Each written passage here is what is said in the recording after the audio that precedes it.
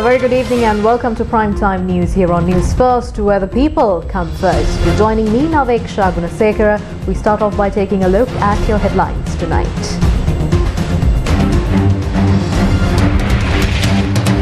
4 years since the brutal 2019 Easter Sunday terror attacks, was justice served? No faith in country's leadership in securing justice for Easter attack victims, says His Eminence the Cardinal, while stressing that there will be no room for divisions. The අදහසක් පතුරවමින් යනවා අද රටේ ක්‍රිස්තියානි ජනතාව බෞද්ධ ජනතාවට විවේචනය කරනවා කියලා. අපි එහෙම කරන්න කිසිම විදියකට ඉඩ දෙන්නේ නැහැ. Justice Minister tells Mahanayaka Theros that he is open to suggestions on the anti-terrorism bill. New festivities across the country using 81.6 million rupees of Samruddhi funds.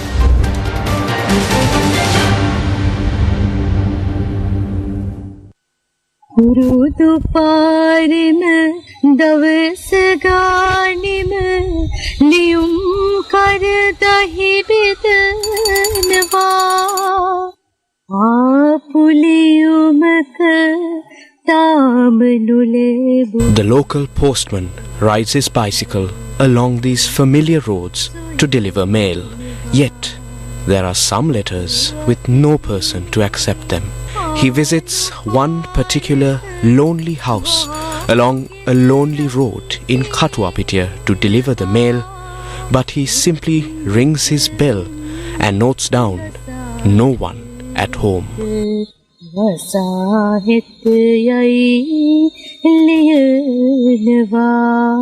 If Sneha was alive today, she would have celebrated her 16th birthday and would be getting ready to sit for the ordinary level exam.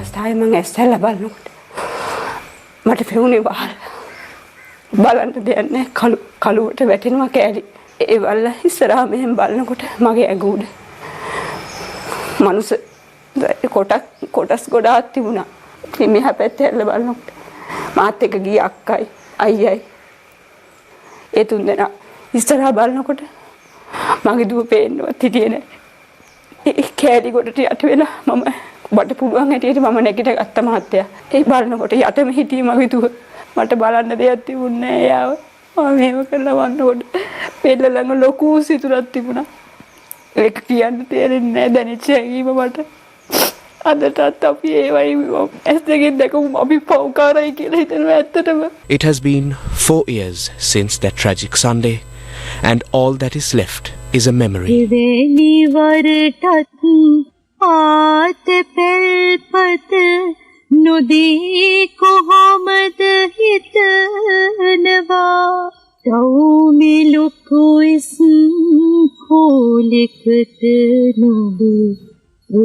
Ragat bhavetiyanva kambi malke malvadma yat nami kot saktenva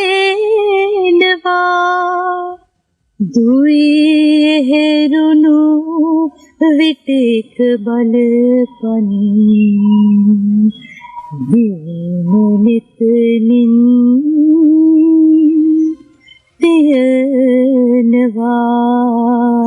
108 people who flocked to St. Sebastian's Church in Katuapitiya to celebrate Easter on the 21st of April 2019, along with Sneha, never came back. Those who survived continue to live on with wounded souls that will never heal. මම දැක්ක පුතාගේ සපතු දෙකෙන් තමයි මම පුතාව ඇඳුරුවේ. මේක මොකටද කෙරු මෙච්චර ජීවිත ගොඩක්. මේක සාධාරණයක් වෙන්න ඕන ඉන්න අයට. වැඳලා ඉන්න කාගේවත් ජීවිත මේ විදිහට පිටිගන්න එපා කිසිම දාක. තමන්ගේ තියෙන මේ බල තණ්හාවට මුදල් තණ්හාවට කවදාවත් මේවා කරන්න එපා. These families spend their day in despair while tears stream down their faces unknowingly. The pain that originated in Katuapitiya 4 years ago remains to this date and will not disappear for a very long time. Katuapitiya විතරක් නෙවෙයි. කොළඹ මඩකලපුව මේ සෑම තැනකම ඒ මිලේච්ඡ තිරසන් ප්‍රහාරී ගොදුරු බවට ඒ අහිංසක මිනිස්සු පත් වුණේ තමන්ගේ දරු පැටවුන් එක්කමයි. අලුත් ඉස්කෝල වගේ හීන කොයිතරම් ඒ මොහොතේ විනාශ වෙලා යන්න ඇද්ද. තමන්ගේ රාජකාරිය වගකීම විතරක් නෙවෙයි මිනිසත්කම තුට්ටුවකට මායිම් නොකළ නුබලාට නුබලාගේ හෘද සාක්ෂියට ඒ නුබලාගේ අත්වල තැවුණු රුධිරය සෝදා හරින්නට තවමත් පුළුවන් වුණාද? A mother who was seriously injured in the brutal terror attacks breathed her last just recently. මම සති 3ක් ICU එකේ එයා කතා බහන කොහමරි පොඩ ආව සනීප කළා. දැන් අන්ත අපේ අම්මි මැල්ල මාස 2ක් වෙනවා. හිතුවේ වගේ දෙයක් වෙයි කියලා. පව් දැනටත් එයා මතක් කරද්දි එයා මැරෙන්න ඕනේ කියලා නෙමෙයි කියලා මම හිටපු ගාම කල්පනා කරනවා. Explosions rocked the St. Sebastian's Church in Katuwapitia, St. Anthony's Shrine in Kochikade, the Zion Church in Batiklo, the Kingsbury Hotel in Colombo, the Shangri-La Hotel in Colombo, and the Cinnamon Grand Hotel in Colombo were also targeted by terrorists. 220 lives were lost in the brutal, coordinated terror attacks, while 506 people were injured. However, the question is, even after 4 years, was justice served for those who lost their lives and for those who continue to suffer from the wounds that were inflicted? Committees and commissions were appointed and reports were presented. And yet, shouldn't the authorities hang their heads in shame for failing to identify those responsible for the brutal terror attacks and to bring them to book? Who are Zahran Hashim, Naufar Maulavi, Abu Hind, Sarah Jasmine, Sonic and Adil AX? What did they achieve by claiming the lives of the innocent? These questions are yet to be answered. Accusing fingers are pointed at one another, while the truth is evading us day by day. The truth can be suppressed, but it can never be buried. The truth will be revealed one day, and then justice will be served. 4 years ago, a brutal terror attack shocked Sri Lanka and the world. Not only did these attacks destroy life and property and placed a massive block on the country's journey forward, it dealt a severe blow to the country's tourism sector that was gradually building up on the foreign reserves and crippled the economy. His Eminence Malcolm Cardinal Ranjit, leading the special service held at St. Anthony's Shrine in Kochikade to mark 4 years since the brutal terror attacks, said that he cannot have faith in the present leadership to deliver justice.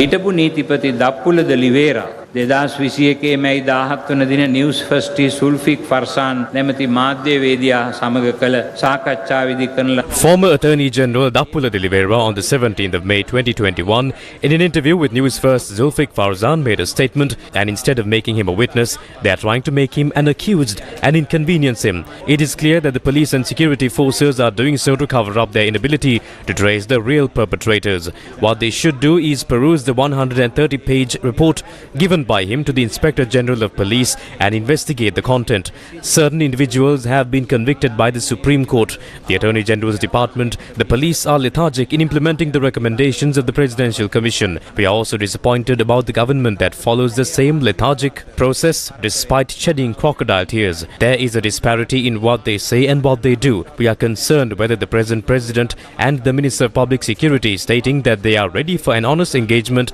with the Catholic Church was done to protect the double standards. The IMF gave a loan and not a gift. Crackers are lit for gifts. Furthermore, we cannot have any form of faith on the present leadership of this country that want a dictatorship and brushes away the mandate of the people. ජාතන්ත්‍රවාදී නිදහස හා මානව උත්තරීතරත්වයේ නසා දමා ඒකාධිපතිවාදයේ රජ කරවා ජනතා පරමාධිපත්‍යයට පයින් ගසන්නට පියවර ගන්නා අප රටේ අද පවතින නායකත්වයේ පිළිබඳව අපට විශ්වාසය තැබිය නොහැක. His Eminence Malcolm Cardinal Ranjith highlighted 4 key areas with regard to the 2019 April terror attacks that need to be investigated further, disregarding the warnings given by the Indian intelligence on 4 occasions.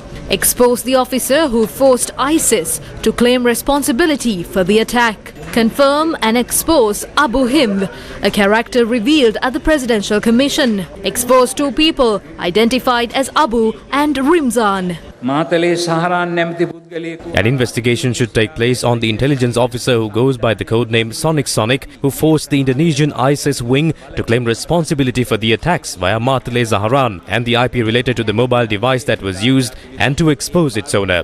According to the Presidential Commission report, the CID had given evidence stating that they are investigating the identity of Abu Hind. Who is this Abu Hind? We need to know that. His Eminence Malcolm Cardinal Ranjith expressed concern with regard to certain areas of investigation that arouse suspicion. Dehiwala tropical in හෝටලය තුල එම බෝම්බය පුපුරවාගත් ජමීල් නැමැත්තා ගැන. The report of the Presidential Commission noted that authorities were aware of Jamil, who detonated the bomb at the Tropical Inn in Dahiwala until his last moments, and were aware of his movements and also inquired about him from his wife by visiting his residence. The military intelligence was aware of this person's suspicious behavior. We have serious doubts as to why they allowed him to kill himself by detonating the 7th bomb instead of arresting him, as he was a witness to the operations of this terror group. We also have concerns whether he detonated the device himself or was it detonated remotely. We need to know why DIG Nalaka de Silva, who planned to arrest Zahran Hashim on a warrant, was imprisoned and thus preventing him taking action to prevent the attacks from taking place. What happened to the Easter attack investigation led by SP Shania Besekara and SP Ravi Senaviratna? 2 DNA tests have confirmed that Sara was not among those killed in the gun battle between Zahran's group and the Sri Lanka army, and that she was not present at the time. It is clear that her remains were not recovered. Therefore, why did the authorities decide to call for a 3rd DNA test to prove that she was dead? We would like to know if the officials are trying to prove her death in order to conceal her information. Who gave the order to call for a 3rd DNA test? We would like to know if that order was given by the mastermind who wants to conceal the truth with regard to the Easter Sunday attacks. That person could be the mastermind. වසන්කර දැමීමට මාන බලන මහා මොලකරු විය හැකි නොවේදයි මෙහිදී අපි අසන්නට කැමැත්තේ. මහා මොලකරු එයා වෙන්න පුළුවන්. His Eminence also commented on attempts being made to create divisions. There is a move in this country in some quarters to try to portray that the Christians have a problem with the Buddhists and that the Christians are harassing Buddhist clergy, very especially in the social media, making negative comments about them and so on. And I stated that we are not in favor of any such behavior. We have a very good opinion and relationship with our Buddhist brothers and sisters, that we appreciate that this country's culture is based on Buddhist principles and doctrine. Even if we are Christians, Hindus and Muslims, we live in this culture and we are shaped, our thought patterns are shaped by this culture. Even passively, we experience this. Therefore, we will never do anything to harm Buddhism. We should never take any steps to harm Buddhism, that we assure that we are brothers and sisters of all our brothers and sisters who are in the Buddhist faith as well as in the Islamic and in the Hindu traditions, that we are all one group of citizens of this country. Thank you. The Apostolic Nuncio to Sri Lanka, who attended this special service, announced a message from His Holiness the Pope. The commemoration ceremonies are definitely not to seek revenge, but to pray and seek justice for the innocent victims. At the same time, we recall that such contemptible acts go against the teachings of the 4 major religions practiced in this beautiful island, and which unreservedly condemned the act. I earnestly appeal that we continue to pray for the victims, the martyrs of the attacks, that they remain in the presence of God as we renew our commitment to never let such atrocities happen again. I wish to conclude in the words of the 44th President of the United States of America, Mr. Barack Obama. He said, "No religion is responsible for terrorism. People are responsible for violence and terrorism." I bring to all the affected and all Sri Lankans the blessings of the Holy Father, Pope Francis. Prior to the special service, the families of the victims of the Easter Sunday attacks prayed opposite the St. Anthony Shrine in Kochikade. Candles were lit in memory of the lost souls.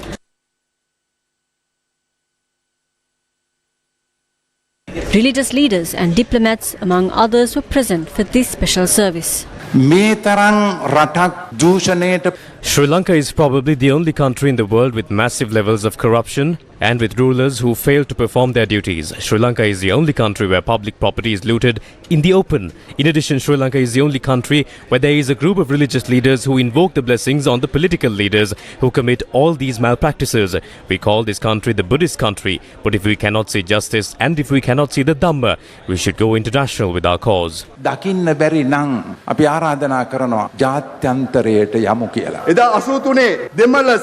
We were about to see a repeat of the 1983 Sinhala Tamil riots, and that was what the leaders at the time wanted.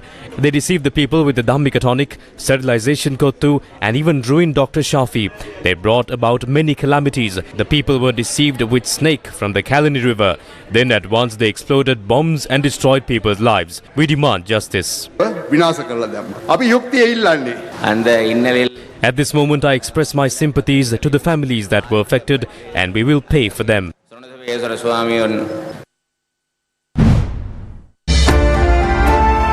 The walk for truth and justice for the victims of the 2019 Easter bombings that got underway on Thursday evening from St. Sebastian's Church, Katuapitia, reached St. Anthony's Shrine in Kochikade at 8:40 a.m. on Friday.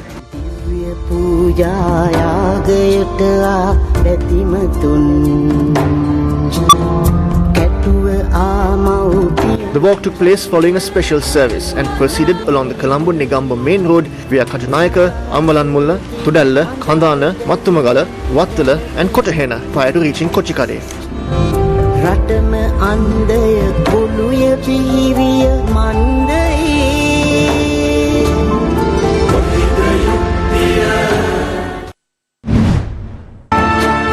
A memorial took place at Zion Church in particular in memory of those who died in the 2019 April 21st attacks.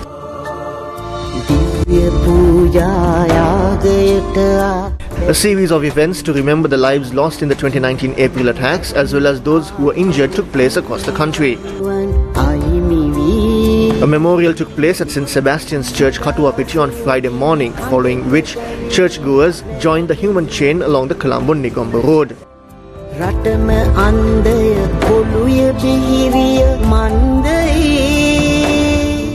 In addition to the Catholic community, all other communities are calling to expose the criminals behind this crime. This is a call for the truth to be revealed. People from Jayala and Paliagoda also joined the human chain protest. Field Marshal Sarath Fonseca was also in attendance. Families of victims joined the human chain protest at the Wattala town.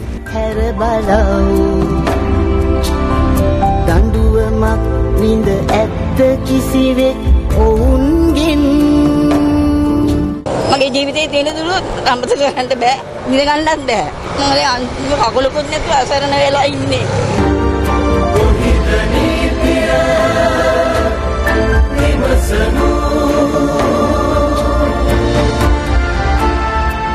Churchgoers who attended the special service at St. Lucia's Cathedral in Kotahena took part in the human chain protest in Armour Street.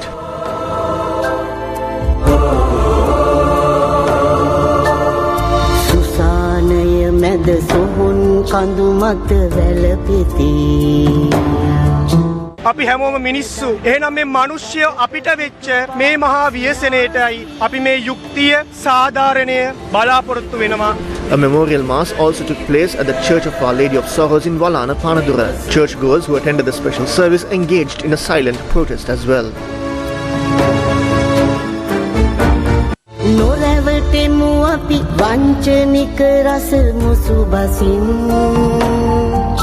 Another memorial took place at the Holy Cross Church in Hatton. Candles were lit and a prayer service took place in memory of the lives lost.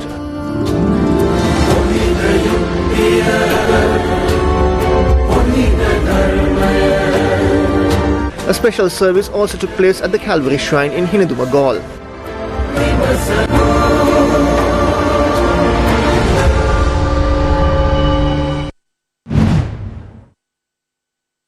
A protest took place at the Baldia junction along the Negombo-Colombo main road on Friday evening.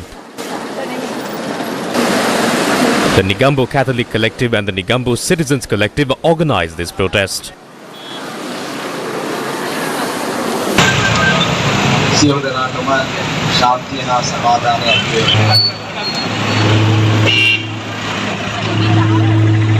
Four years after the tragic Easter Sunday attacks, the families of the victims are still waiting for answers.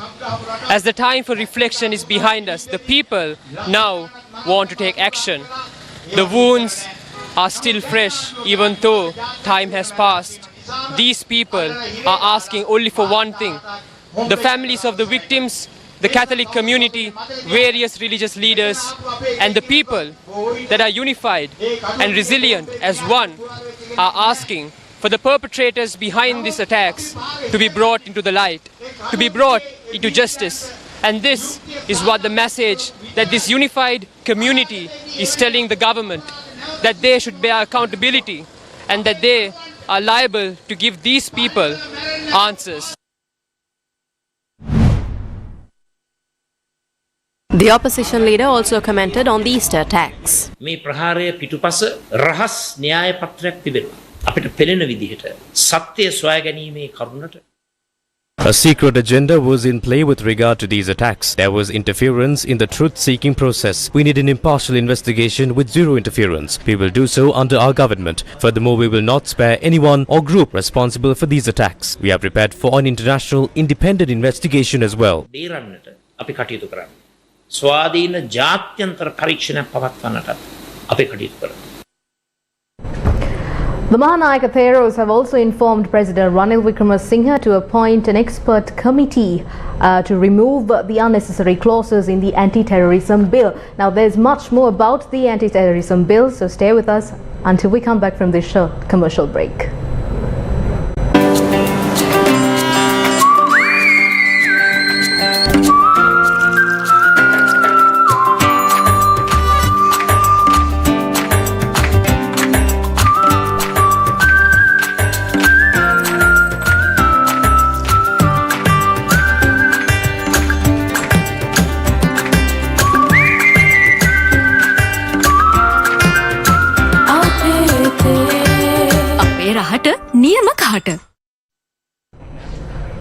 Welcome back to the news. The Mahanayaka Theros have informed President Ranil Wickremesinghe to appoint an expert committee and remove all unnecessary clauses in the anti-terrorism bill and thereafter present it. In a joint letter to the President, the Mahanayaka Theros noted that the passage of the anti-terrorism bill would raise serious concerns over Sri Lanka's democracy, both locally and internationally. Justice Minister Dr. Vijayadasa Rajapaksa and MP S.B. Disanayake are from the same faction. However, when it comes to the anti-terrorism bill, they maintain opposing views. Justice Minister Dr. Vijayadasa Rajapaksa called on the Mahanayaka of the Malwatu chapter of the Siam sect, Most Venerable Tibbatuwave Sri Siddhartha Sumangala Thero, and made a lengthy explanation over the proposed anti-terrorism bill. This was to detail the ATA with the Mahasangha. ඒක අපිට බලපාන මේ නිසා අපේ බෙල්ල කපා ගන්න නීති ගේන්න තරම් අපි මොඩ නෑ. හොඳ විද්වත් මණ්ඩලයකට ඉදිරිපත් කරලා සංශෝධනය ඇති කරන නැවත ඉදිරිපත් කරන්න. දැන් මහානායක සායනංශ මේකට ඕන කෙනෙකුට යෝජනා සංශෝධන ඉදිරිපත් කරන්න කිසි බාධාවක් නැහැ. හැබැයි මේ කියන අයගෙන් අපිට යෝජනාවක් බාර දුන්නේ කරු ජයසූරිය මැතිතුමාගේ සංවිධානය විතරයි. සත්‍යවාදී දෙයක් කළා කියලා නිකම් ආයෝකට පටලවාගෙන ඒයට දඬුවම් දෙන්න කියනම ඒක වැරදි. එහෙමයි. දැනට තියෙන එකේ නම් ඒක හරි ලේසි මහානායක සායනංශ. දැනට තියෙන එකේ. ඔය කියන ඔක්කොම කරන්න පුළුවන් දැනට තියෙන එකේ. කියන්න බෑ, ලියන්න බෑ. ඉතින් අපිට දැන් පුළුවන් නේ. දැන් තියෙන පාන ඊට වඩා දරුණුයි නේ. හැබැයි මේ අලුතෙන් ගේන පාන කරන්නේ හරි පාලකෙක් හිටියේ නැති එකයි වෙන්නේ. ඒක හරි. දැන් මහානායක සායනංශ මේක ප්‍රජාතන්ත්‍රවාදයේ පිරිසිදුම එක ඕනයි කියලා කෑ ගැහුවා.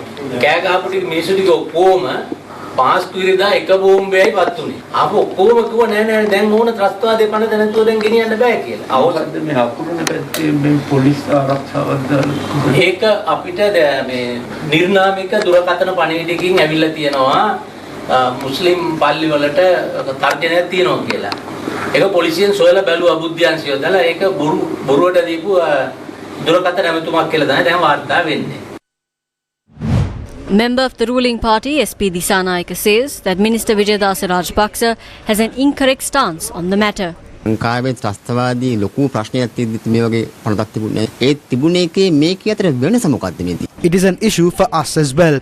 I do not think that Minister Vijayadasa Rajapaksa has taken a proper stand on the matter. He said that the civil groups need to be consulted. That has been withdrawn. As the main ruling party, we will only support this bill if it would strengthen the security of the people against terrorists.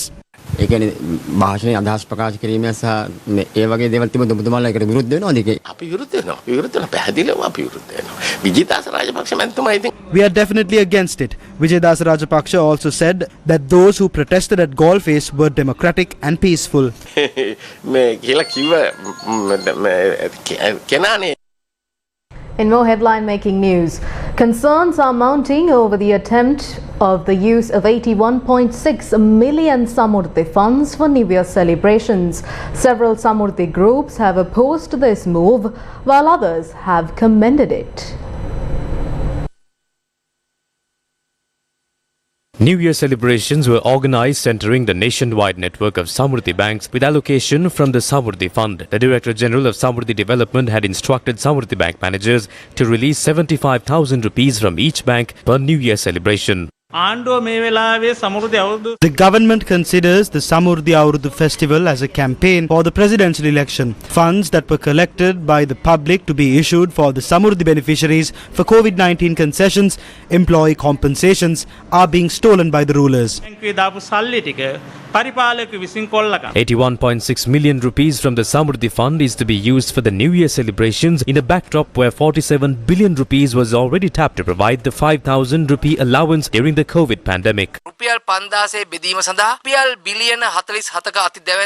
47 billion rupees was obtained to provide the 5,000 rupee allowance and it has not been recovered. In addition, 4 billion rupees was obtained for the 2023 Samurdhi allowance and another 3 billion rupees was issued to the treasury on the basis that it would be returned. When the country is in crisis, another 81.6 million rupees is to be used for New Year celebrations and not for the beneficiaries.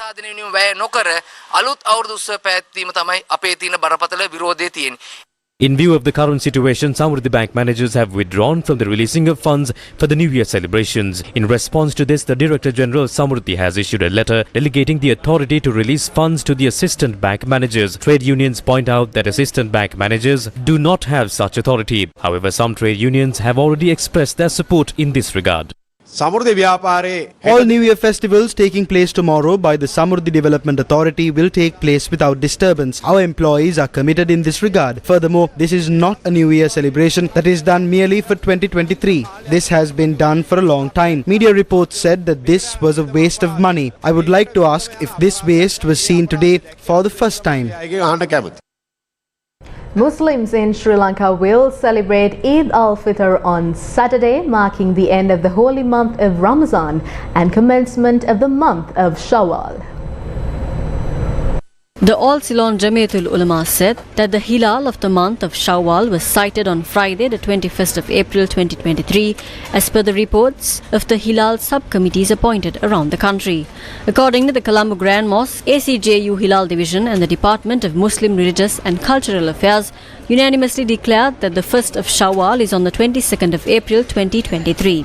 Eid Mubarak from News First. Sri Lanka's overall rate of inflation had dropped in March 2023 compared to February 2023. The overall rate of inflation as measured by the National Consumer Price Index was 49.2% in March 2023 and inflation calculated for February 2023 was 53.6%. Food inflation for March 2023 was decreased to 42.3% from 49% in February 2023. Inflation of the non-food group decreased to 54.9% in March 2023 from 57.4% in February 2023. Sri Lanka's plan for a voluntary restructuring of its domestic debt is finding few takers, from local banks worried about a hit to their capital, raising the risk of a delay in the country's financial rescue. Some of the nation's biggest lenders, including Commercial Bank of Ceylon PLC and Hatton National Bank PLC, warned that a local debt restructuring will lead to capital impairment as banks are forced to set aside more money to cover losses. Speaking to Bloomberg, Chief Executive Officer at Commercial Bank of Ceylon, Sanath Manatunga, said, quote, "Already the banking sector is taking a toll on haircuts on dollar bonds for liquidity and statutory reasons. We have to have some bills and bonds. If that is also going to be subject to a haircut, then the industry might lose its resilience," unquote. The country's biggest challenge after securing a $3 billion bailout from the International Monetary Fund in March is to reach a restructuring deal with creditors that would make its debt sustainable in the eyes of the Washington-based lender. Banks' reluctance to participate in a domestic debt restructuring could complicate the process, which authorities hope to conclude before the first IMF review slated for September.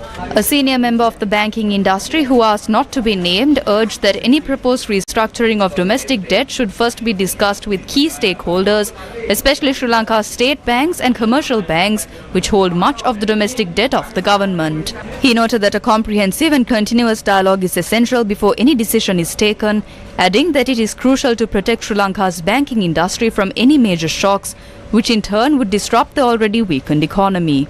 Among the possible choices for domestic debt restructuring could be coupon reduction, by which the interest rates paid would be reduced, and maturity extensions, in which the date of maturity of bonds would be extended.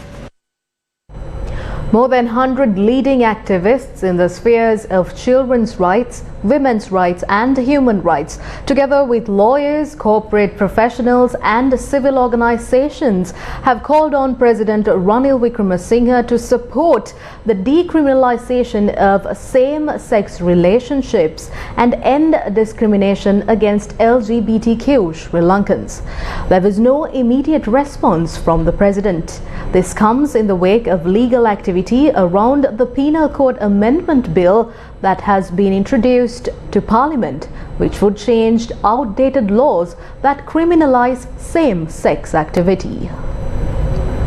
The authors of the letter have pointed out to the President that some of those challenging the historic bill brought by MP Premnath Dolavatta are making false allegations that the bill would result in endangering children and causing an increase in HIV infections. In the letter, the respected children's and human rights activists and lawyers explained that children are adequately and better protected through several provisions in the Penal Code that provide increased penalties for child abusers. They reminded the President that sections 365 and 365A of the Penal Code have been used to criminalize the lives of innocent people and spread false propaganda that LGBTQ people are child abusers. The letter noted that repealing these laws would correct an historical injustice against a vulnerable community that has contributed greatly to Sri Lanka's cultural, educational, social and economic development. I would like to remind the viewers that the Penal Code was established in 1885. We are now in the 21st century, where countries have moved on, have developed, and societies have become more civilized and tolerant.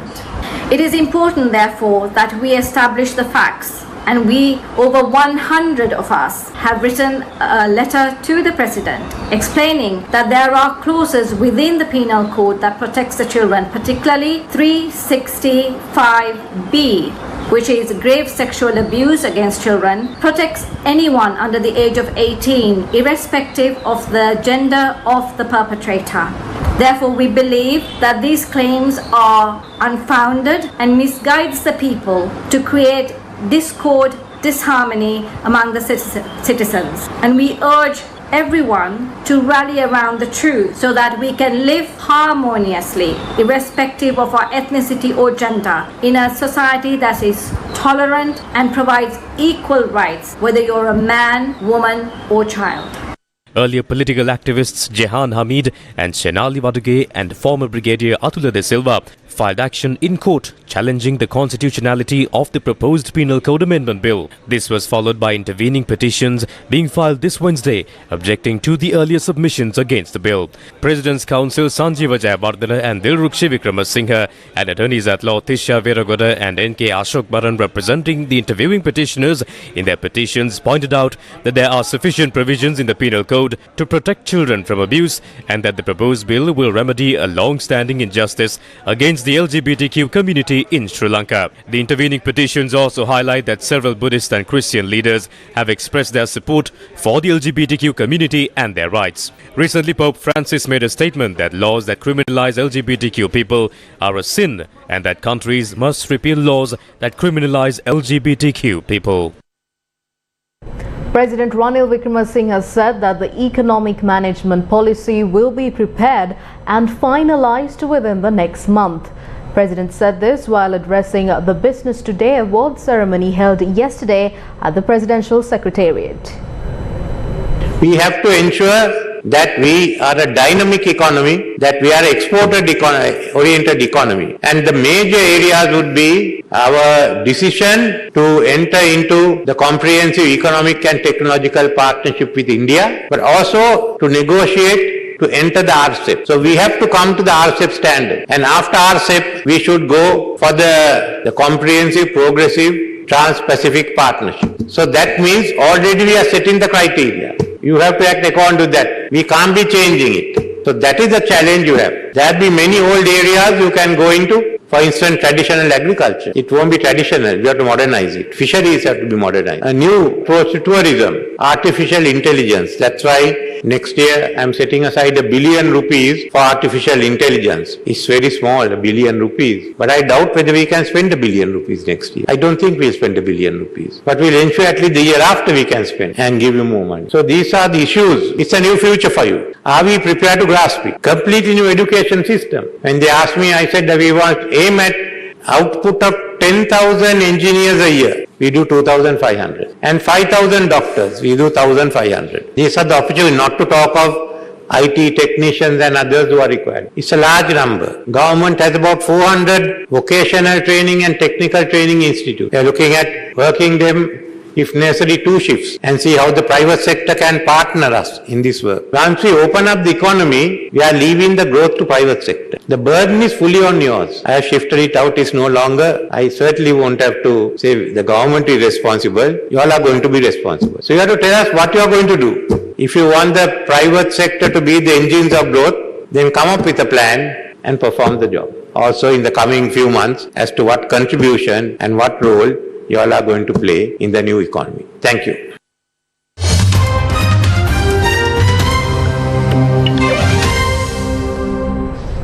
Twitter began removing blue check marks from user profiles with famous people including pop icon Beyonce and Pope Francis losing their verified statuses. Musk is facing criticism for removing the blue tick of verification from Twitter accounts. Some personalities such as basketball star LeBron James and author Stephen King still had their check marks. Among those losing their badges were former US President Donald Trump, Microsoft co-founder Bill Gates and reality TV star Kim Kardashian. Under Musk's ownership, Twitter has changed how it hands out the coveted blue check marks that were earlier given to noted individuals, journalists, executives, politicians and establishments after verifying their identities. They served as a mark of authenticity. Sudan's paramilitary group Rapid Support Forces has announced it will shortly begin a ceasefire despite continued heavy fighting with the army in the capital Khartoum.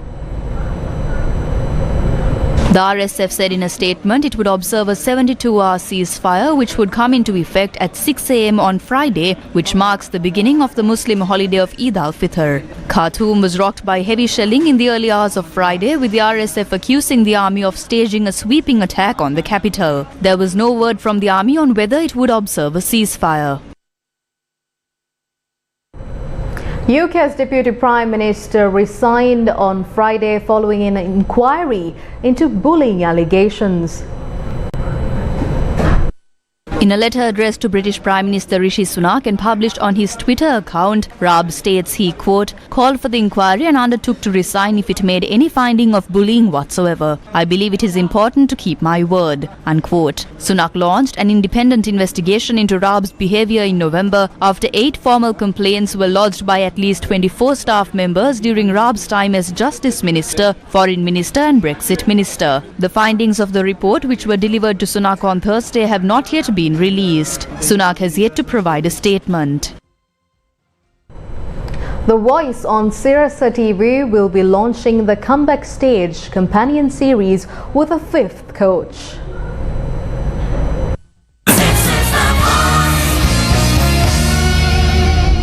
Sirasa TV introduced reality television to Sri Lanka and once again proved that it is the leader of reality television in Sri Lanka with internationally franchised The Voice Sri Lanka. The Voice is an international reality television singing competition franchise viewed across 180 countries, and the current rights owner is ITV Studios. MTV Channel Private Limited owns the rights for this franchise in Sri Lanka, and previously on 2 occasions Sirasa TV presented Voice Teens and The Voice on 1 occasion to Sri Lankan audiences. Sri Lankan contestants were also selected for Voice Global, taking Sri Lanka's name to the international stage. This time around, viewers will be given a new experience with a backstage opportunity. The Voice on Sirasa TV will be launching the Comeback Stage companion series with a 5th coach for competitors who were eliminated. Notably, the 5th coach will join the competition live, and only 2 other countries have adopted this concept in the world. Germany and Belgium launched the Comeback Stage companion series with a 5th coach, and Sri Lanka will become the 3rd country to introduce this concept, while becoming the 1st country in whole of Asia to do so. The Voice Sri Lanka Season 4 is very exciting. For their live shows, they have the Comeback Stage and they have the 5th coach. This 5th coach is a very new thing. Only Germany, Belgium has done it, and the 3rd country is Sri Lanka. And also another exciting thing is that it is the first one in Asia. So the Comeback Stage in the Voice of Sri Lanka live shows is very exciting. So you have to keep watching because there's always something that will surprise you. So we've had very good season for the past 4 years. And ITV is very happy to be working with Stein Studio, and we hope that we can continue to make bigger, better shows with the studio. Here's wishing all the best to our coaches and our talents for the finale. Have a good season, everyone.